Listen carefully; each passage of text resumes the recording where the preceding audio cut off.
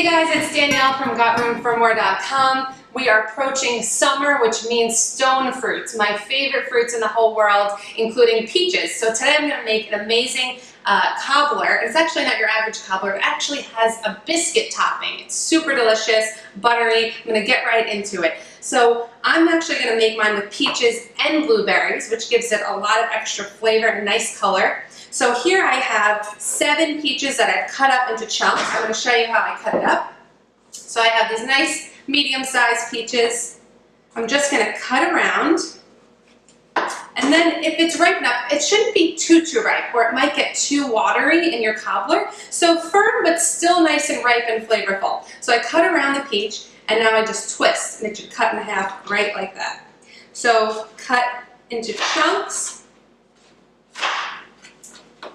You can even do slices if you'd like, but I'm just going to do chunks about this big, about 1-inch chunks, and throw it right into my bowl. Make sure you're leaving the pit out of it, of course. And then to the peaches, I'm going to add 2 cups of blueberries that I've washed. You can use any type of blueberry you like. You can use wild. You can even use dried blueberries. I've used that as well. It's a great pantry staple if it's not blueberry season. So I have 2 cups of blueberries. Toss that in with the peaches. And although it's sweet, we want to add a little more sweetness, and also to give it the nice kind of almost like gooey texture in the cobbler, we're going to add some sugar. So I just have a ½ cup of sugar. Toss that in. Then every dish needs a little bit of acid. So I'm going to add some fresh lemon juice, about 2 tablespoons that I've freshly squeezed. You can use the bottled, but I really think there's a difference between the fresh and the bottled. There's just something so nice about the real stuff. So toss that in.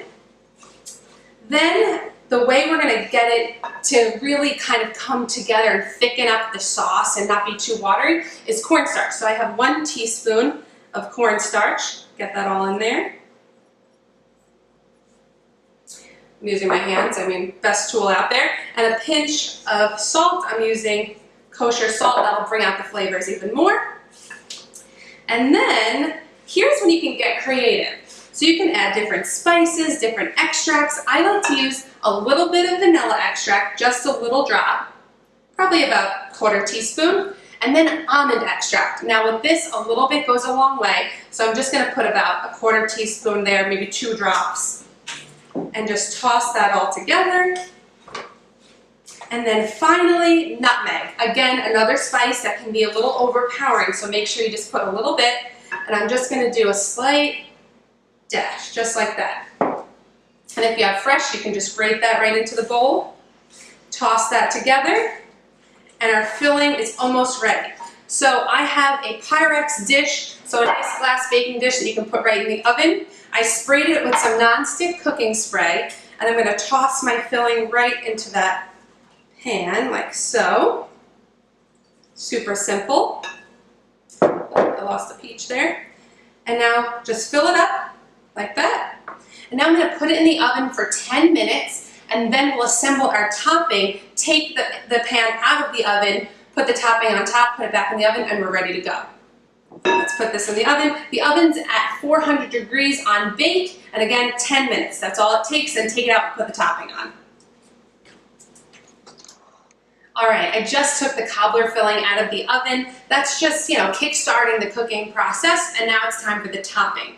So to do the biscuit topping, we're just going to put 1 cup of all-purpose flour, and you can make this gluten-free as well, using all-purpose gluten-free flour.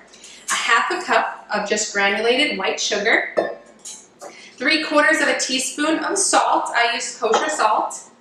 1 1/4 teaspoons of baking powder, a nice leavener to give it a nice texture. And then we're going to cut the butter into the flour. So this is how you make a traditional biscuit. You want to incorporate the butter, but you want to leave little pieces left. So what will happen is when it bakes, it's just going to melt into that dough and make it the best, most buttery, moist flavor and texture, the best. All right, so mix the dry ingredients together. Now I have 6 tablespoons of butter, and it's cold, unsalted butter. You want this to be as cold as possible, like I said, so you can incorporate it into the flour, but not all the way. So just cut it into smaller pieces, doesn't have to be perfect.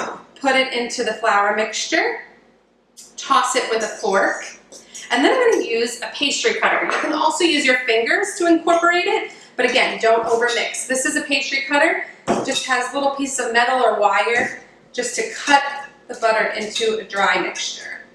So just kind of knead it into the dry ingredients. All right, only should take a few minutes because it's only a cup of flour, so small amount.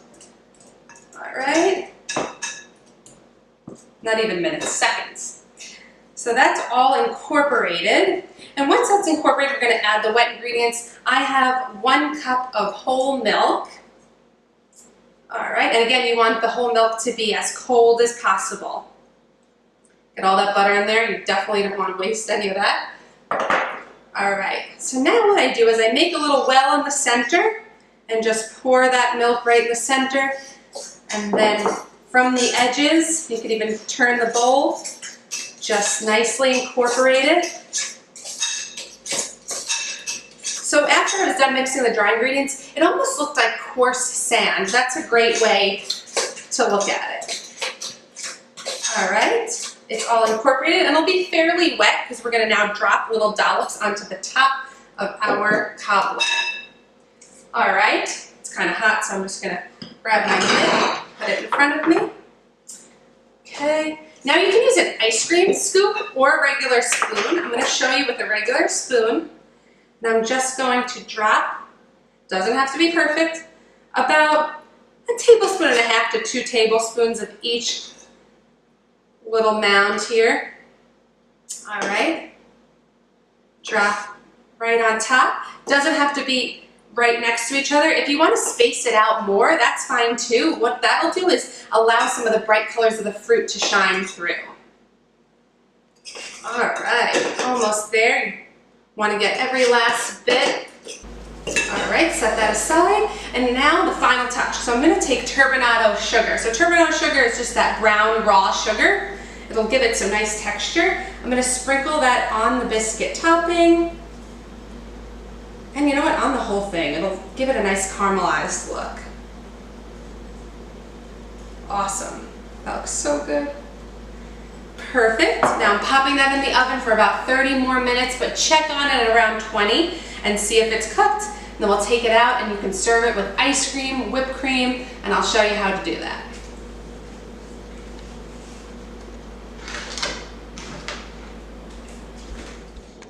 I just took the cobbler out of the oven. It smells absolutely amazing. You get that kind of tart, sweet smell from the blueberries and the peaches cooking in there. And look at that biscuit topping. It's nice and brown and caramelized from that turbinado sugar we put on top. And when you cut into that with a spoon, the inside's gonna have kind of this moist, buttery texture like your favorite warm biscuit right out of the oven. And then top it with your favorite ice cream. You can do vanilla ice cream, whatever flavor you'd like, or fresh whipped cream, which is my favorite. And it's super simple to make. You can buy the canned stuff, but trust me, it does not compare to the real stuff.